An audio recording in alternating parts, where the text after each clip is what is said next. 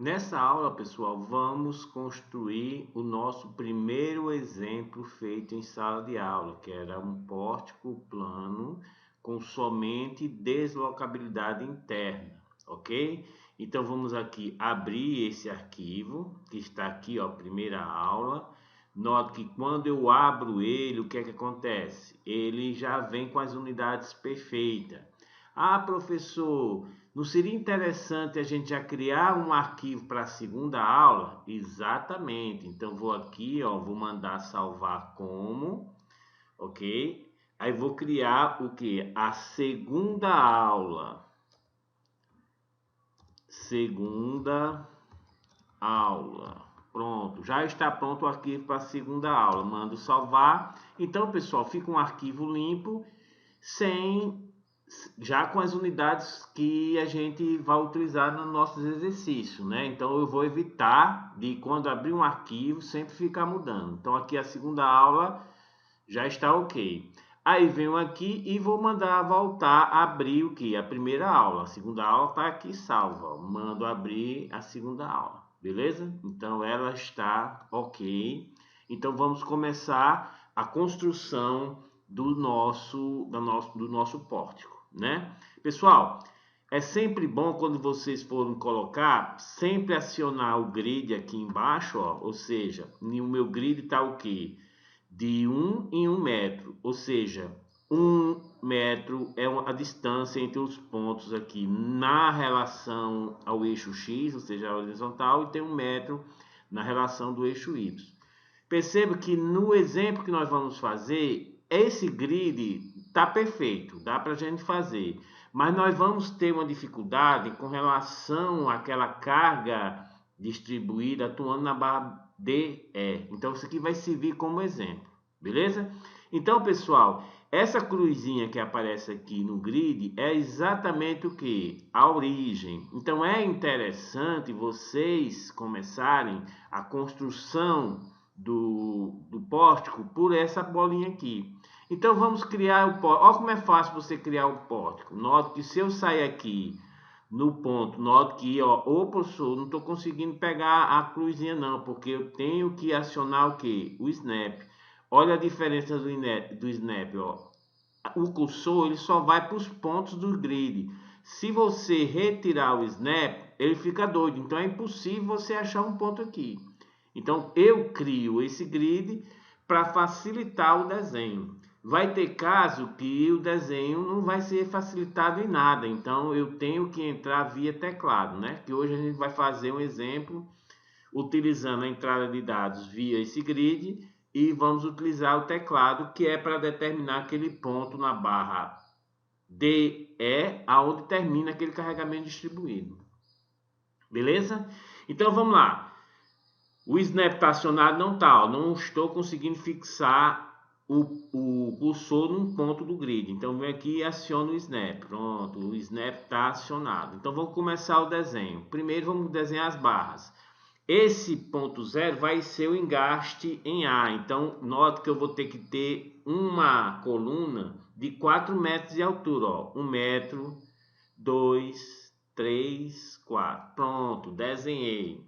Eu tenho um balanço de 2 metros, ó. Então vem aqui, ó, com 2 metros, ó. 1, 2. Pronto. Depois eu tenho um vão, que é o vão CD, que tem 4 metros. Aí aqui, ó. 1, 2, 3, 4. Pronto.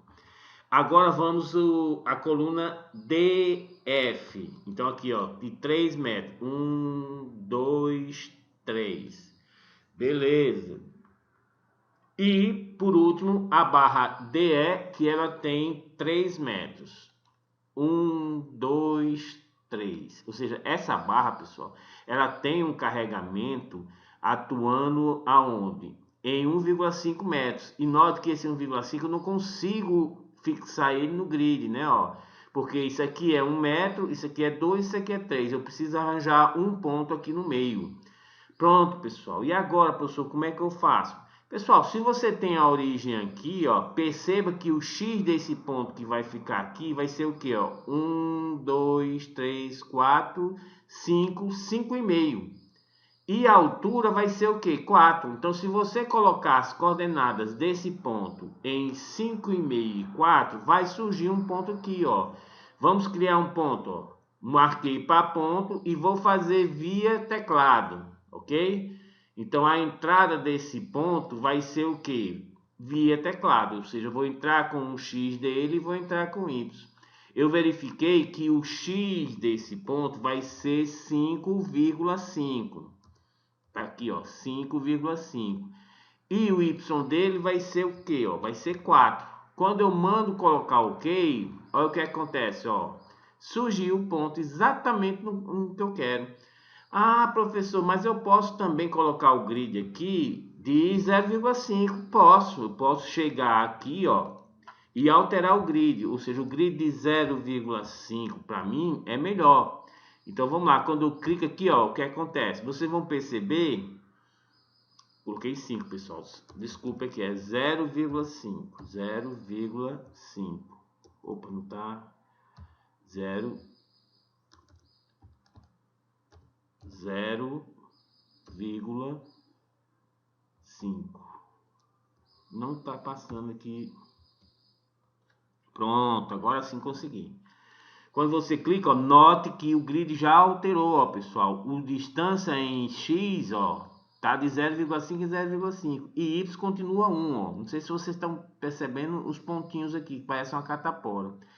Então, note que vai ter, quando eu pego aqui, ó, que tento desenhar, ó, uma... Ó, pessoal, a partir do momento que o teclado está acionado, aí você tem que desacionar para poder voltar para o grid, ó, tá vendo, ó? Então, pronto, ó. Note que agora, ó, o meu cursor está pulando de 0,5 e 0,5. Então, perceba, pessoal, que eu posso trabalhar com pontos fora do meu grid, utilizando tanto o teclado, como eu posso criar um grid que seja coerente e eu consiga também determinar esse ponto, beleza? Então, praticamente, pessoal, nossa estrutura em si, ela está desenhada, ok? Então, só vamos criar o quê? As vinculações. Beleza. Então, quais são as vinculações? Aí eu venho aqui no desenho de vinculações, ó. E aqui eu tenho todas as vinculações que eu posso fazer. Note que eu tenho o deslocamento em X, eu tenho o deslocamento em Y e eu tenho aqui a rotação, ok? Então, perceba que nesse ponto A aqui, ó, nesse ponto A, eu tenho o engaste.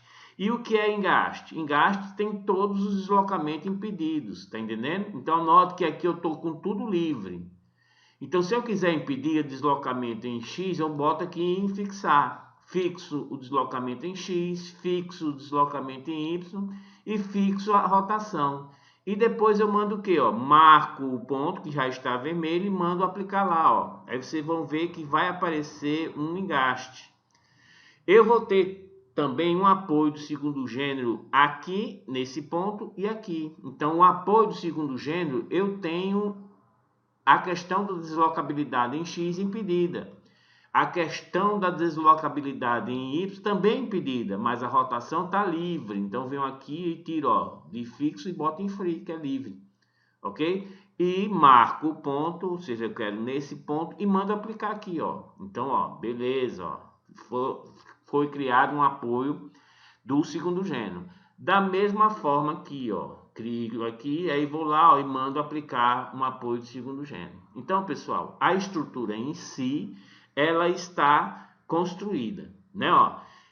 Sendo que falta uma coisa para a gente tentar já ir adiantando alguma característica, que é a questão de eu não estar levando em consideração os esforços normais, ok, pessoal? Então, se eu não quero que ele considere os esforços normais, o que acontece? Ou eu vou lá nas características geométricas e boto uma área da seção transversal estupidamente grande, ou se não, eu já marco aqui, ó, venho nesse ícone aqui que parece uma barra com a rigidez muito grande. Então, aqui todas as rigidez que eu quero aumentar, eu vou utilizar aqui, ó, tá vendo? Ó? Então, vai aparecer aqui essa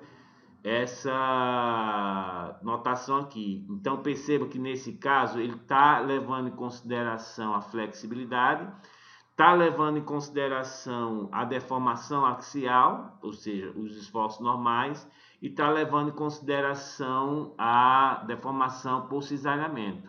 Eu não quero levar em consideração os esforços normais, então eu retiro esse axial deformação, né, ó, marco toda a estrutura e mando aplicar. Ó. Note que quando eu mando aplicar, pessoal, está aqui em vermelho, eu vou mandar aplicar isso aqui, eu não vou levar em consideração a deformação axial. Quando eu clico aqui, o que acontece? Ó, perceba que a estrutura ela vai ficar com as barras que eram fininhas, como se estivesse em negrito, ou seja, essa estrutura aqui eu não estou levando em consideração os esforços normais, beleza? Aí eu falei para vocês o seguinte, falei para vocês replicarem a estrutura de forma que eu consiga trabalhar com todos os carregamentos separados, que é exatamente o que eu quero para vocês verificarem se vocês estão calculando esse carregamento correto ou não.